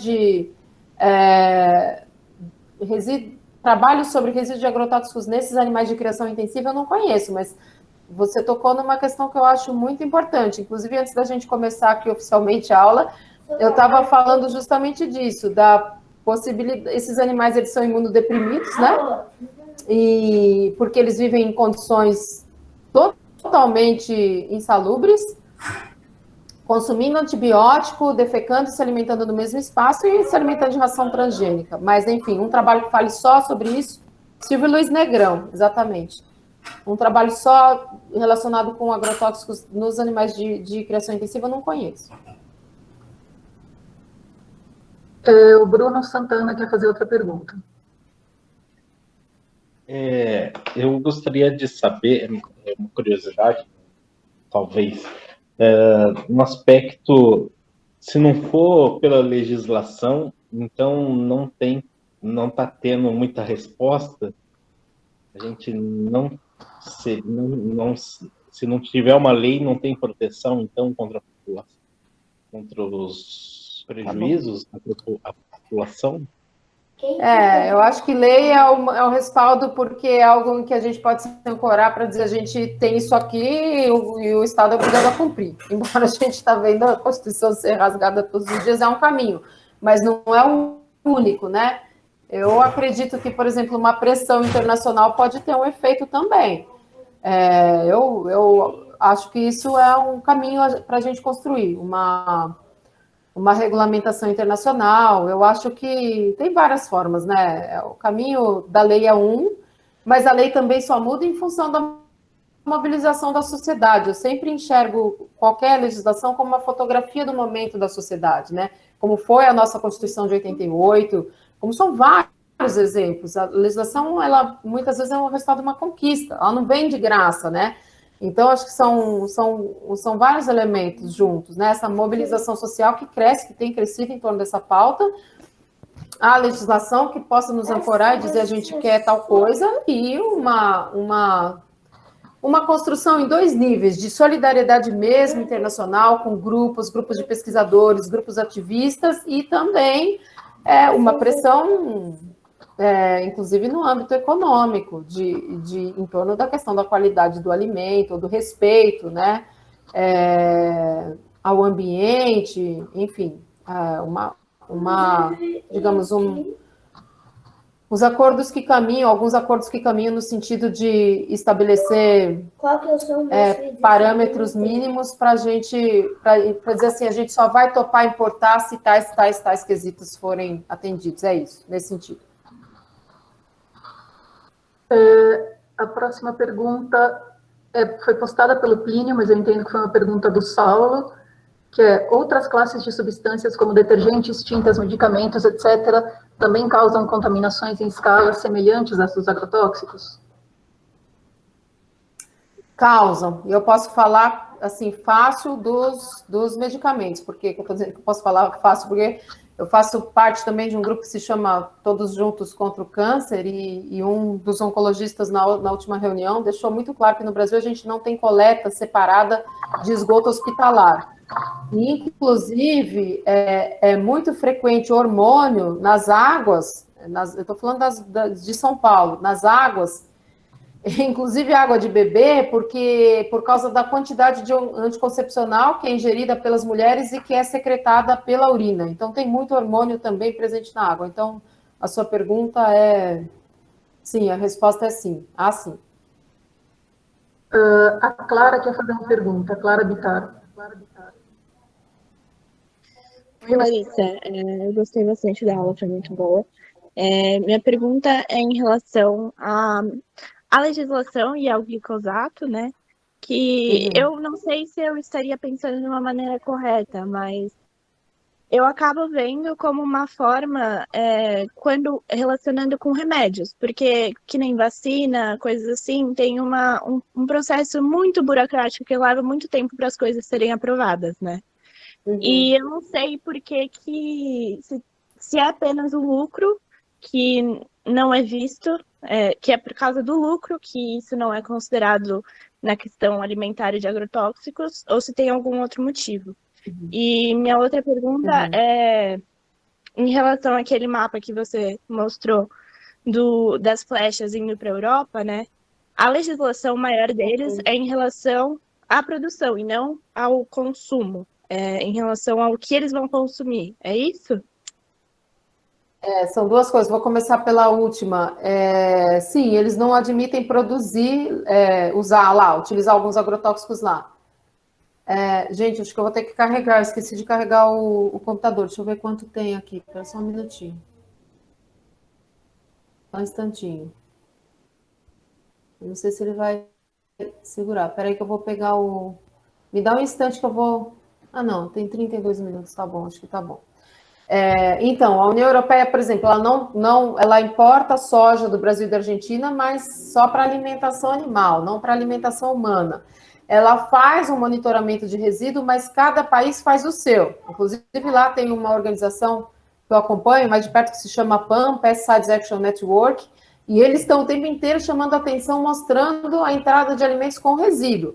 Então, eles fizeram um levantamento, ano passado, quando eu fiz o lançamento do Atlas lá, a Angelique, que é uma das pessoas que coordena a Pan Europe, ela mostrou o seguinte, que dos alimentos que a Europa importa do Brasil, quase 80% tem algum resíduo de agrotóxico e quase, em torno de 8% tem resíduo acima do que é permitido lá. Então, quando eles encontram, pelo menos a minha experiência no Reino Unido foi assim, não é só, nos outros países também, eles encontram, eles, digamos, devolvem a carga, né? Eles não deixam entrar, mas eles não punem, por enquanto não tem sanção, simplesmente não admitem a entrada, mas não há uma sanção. Então, na verdade, também a população da União Europeia está começando a estar mais ciente do risco que tem nos alimentos que estão entrando lá.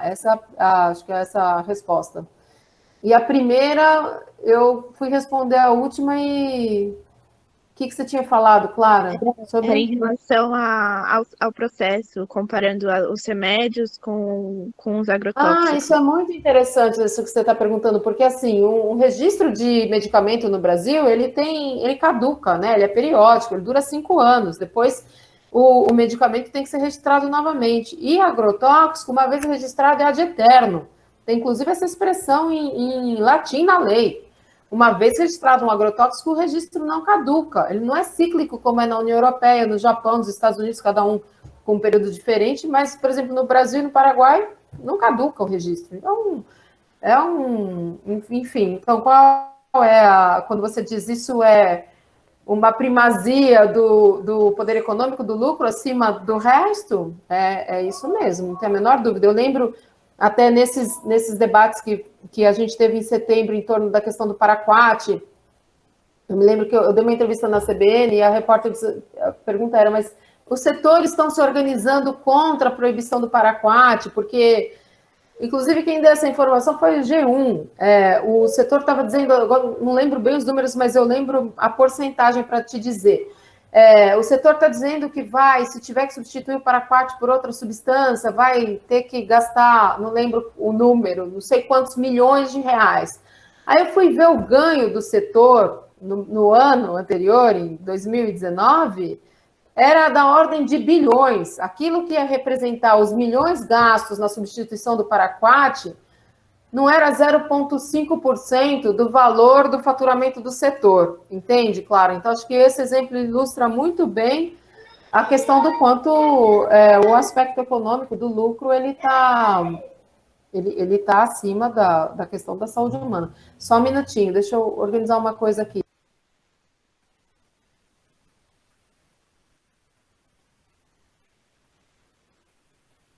Pronto.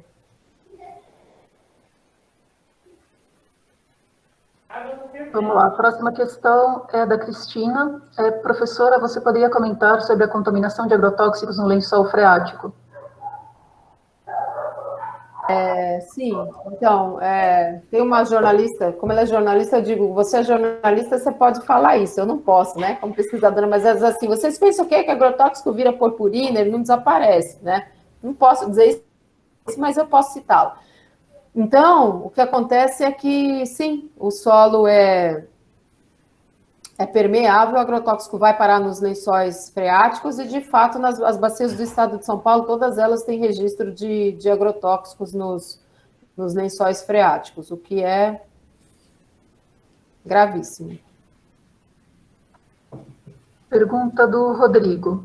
Eu queria saber mais sobre agroecologia. Ótimo, Aline, nem purpurina some, obrigada. Obrigadíssima. Quando você diz que seria possível alimentarmos toda a população usando esse regime, mas que demandaria mais trabalho, isso quer dizer que uma mudança nessa direção exigiria uma repopulação dos campos? Exigiria uma reforma agrária ampla e massiva, que não é nada diferente do que os movimentos sociais vêm pedindo desde antes do golpe militar de 64. É só isso. Enfim, mas é atender a um anseio, é um pacto social, é um outro caminho de pacto de sociabilidade de tudo. É enxergar que a propriedade privada não está acima,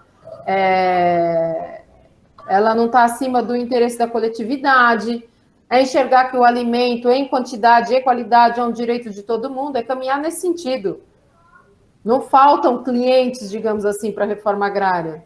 Isso não seria um problema. A questão é tocar nessa questão central, porque, na minha perspectiva, o que o Estado brasileiro tem feito nos últimos anos e agora mais do que nunca é mediar os interesses do quê? De uma classe, entre outras coisas, mas muito do quê? Uma classe social que monopoliza a propriedade privada da terra do Brasil e o interesse das transnacionais que fazem o lobby aqui, vocês sabem que fazem, né? As transnacionais desses produtos, algumas são inclusive do setor farmacêutico. Então, o Estado media, o Estado atua possibilitando esse duplo interesse, a perpetuação, né? Da grande propriedade, uma grande parte dela ainda é improdutiva no Brasil, né? Ainda tem que fazer essa ressalva. Mas o Estado media o interesse dos grandes... Dos grandes latifundiários, é uma palavra válida disso que a gente está falando, e das empresas transnacionais desse setor. É isso que o Estado tem feito, é isso que o Estado tem mediado. Então, tocar na questão de uma produção de alimentos amplamente agroecológica é tocar nessa ferida que é a questão agrária brasileira. Bom, tem uma pergunta minha aqui, na verdade tem várias perguntas que eu queria fazer, mas eu vou fazer uma só, que está mais relacionada a essa questão, assim, em várias aulas que a gente teve aqui ao longo dessa disciplina, se discutiu, apareceu a questão da necessidade de reduzir drasticamente ou eliminar até o consumo de produtos animais na alimentação, em outros esquemas, né, devido à questão ambiental, então se falou bastante sobre desmatamento na Amazônia, e também as questões éticas que você mesmo apontou aqui. Só que, infelizmente, nesse momento, a principal substituta, né, de proteína animal, como proteína vegetal, é a soja, que você acaba, assim, de condenar totalmente. Então, eu queria ver se você poderia comentar um pouco sobre isso, possíveis alternativas e como você vê essa questão. E só mais um comentário antes de você responder. Eu acho que...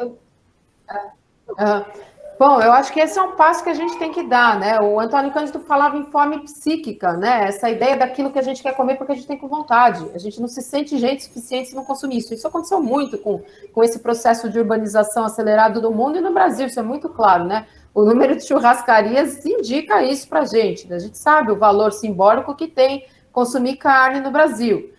E não é só no Brasil, no mundo. Então, eu acho que a gente caminhar no sentido de reduzir, eu acho, na verdade, Gabriela, eu acho que é inevitável, que a gente vai ter que fazer isso enquanto humanidade, porque as pandemias, elas vão voltar, né?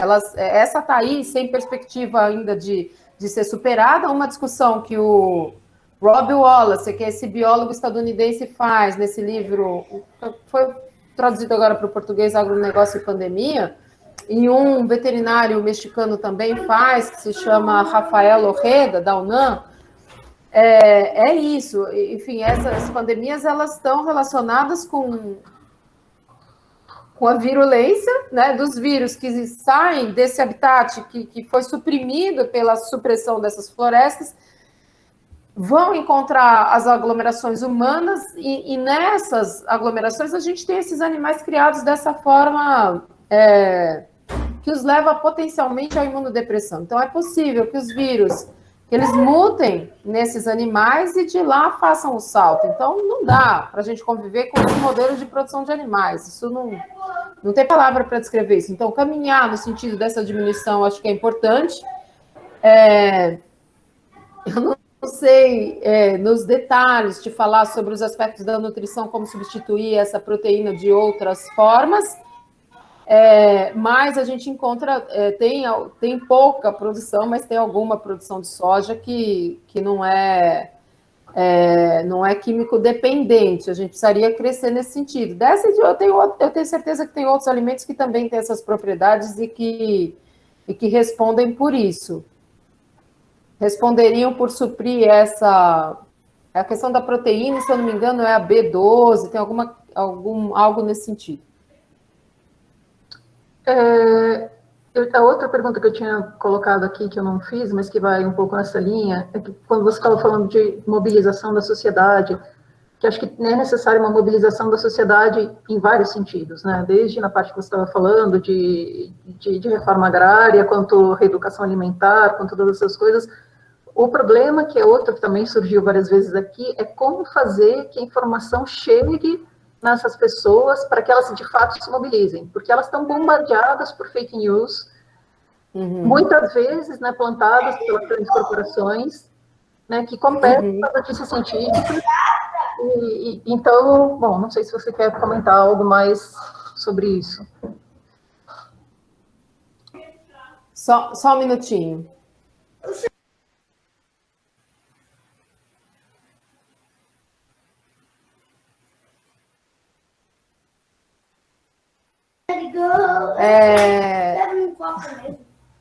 Tá bom, cuidado, amor. Perdi o fio da meada aqui, Gabriela. Me distraí aqui olhando meu filho, pegando um chá quente, tô com...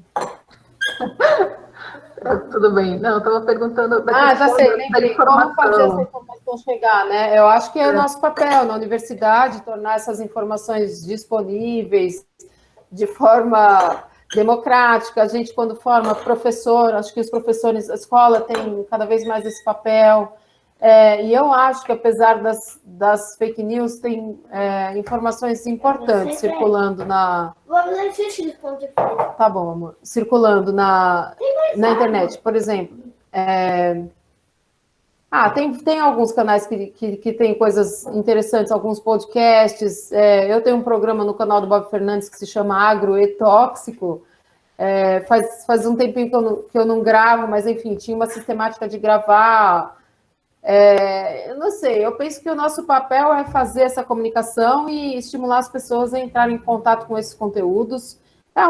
Somos multiplicadores, é assim que eu vejo. Claro que essa onda de fake news, ela tá por tudo, né? A gente está vendo como está esse governo, e mesmo assim com alta popularidade, é um desafio para todos nós.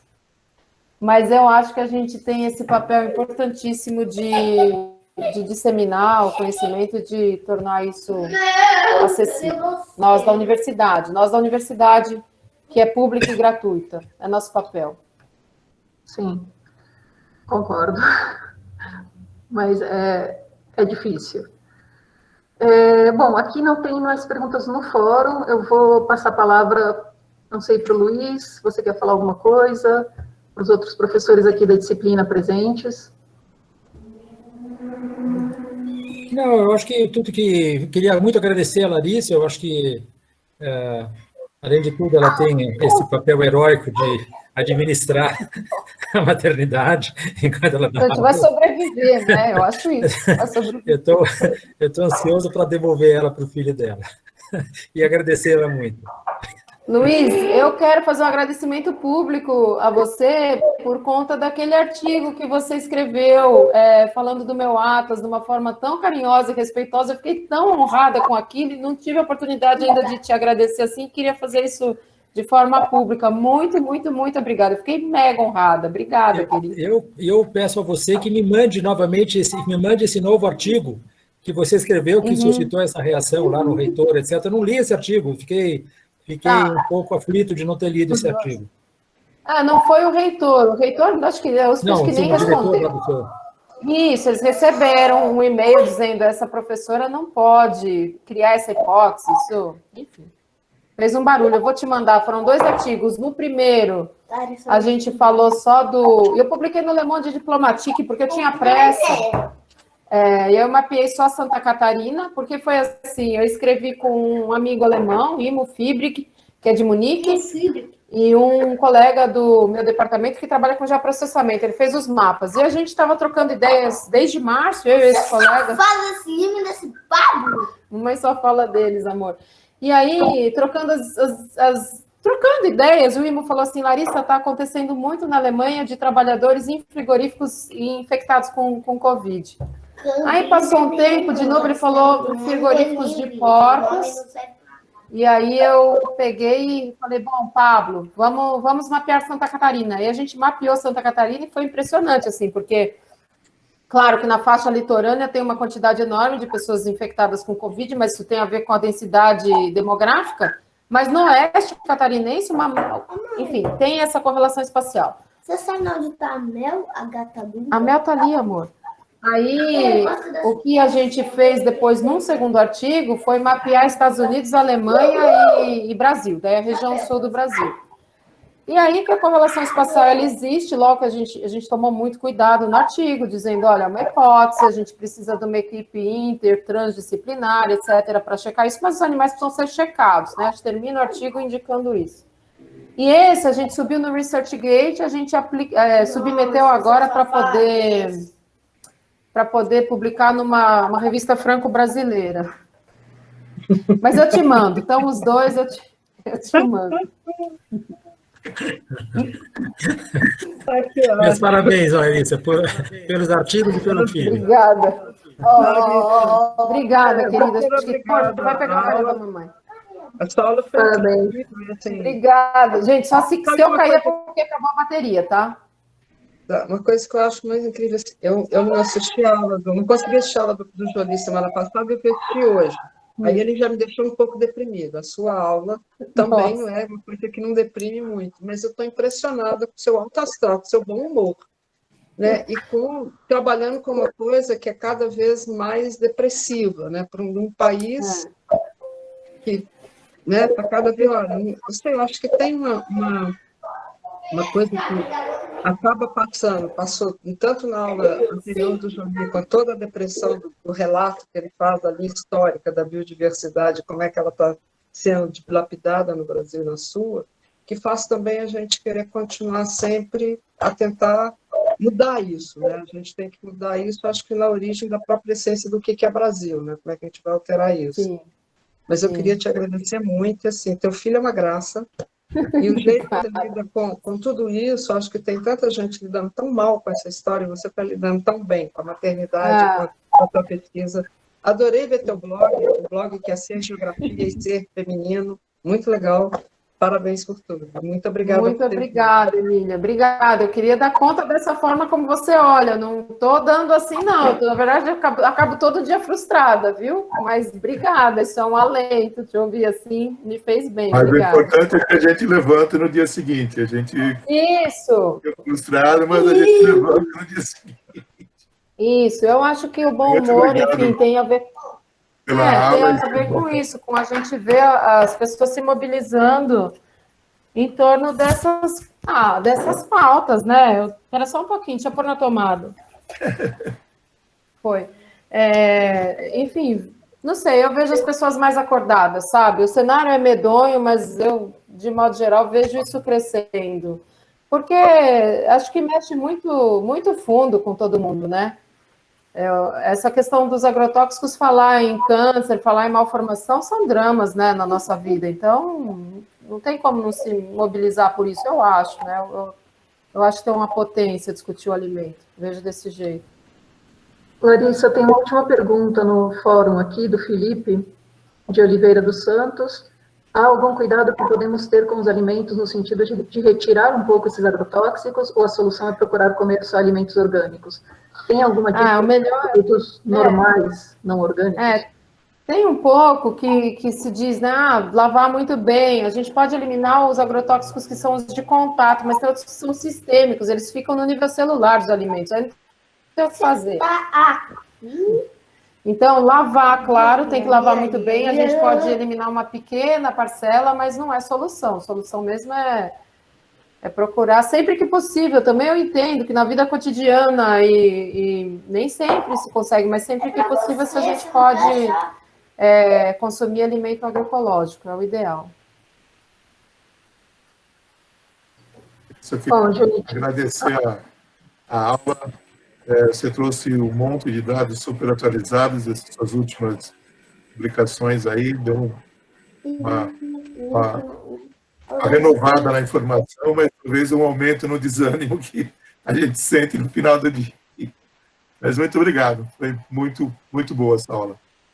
Obrigada a você, muito obrigada, Carlos, obrigadíssimo. Sim, foi excelente. Cristiana, fala.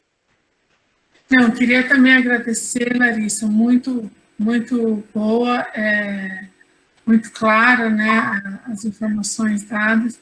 E nessa última fala, né, sobre sempre que possível consumir alimentos orgânicos, agroecológicos, etc. e tal, remete a uma discussão que a gente está trazendo já algumas aulas sobre como nós somos tomadores de decisão e podemos também, as nossas escolhas do dia a dia, né, que a gente compra na hora que a gente vai no supermercado, contribuir para minimizar efeitos de mudanças climáticas, de perda de biodiversidade, por aí vai.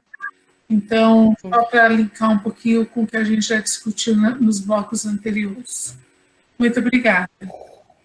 Obrigada, parabéns, Cristiana. Obrigada. Obrigada.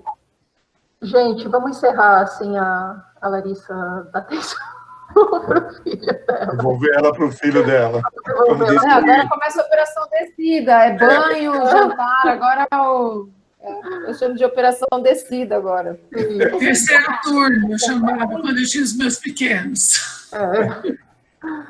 Sem dúvida. Então, novamente, muito obrigada, gente.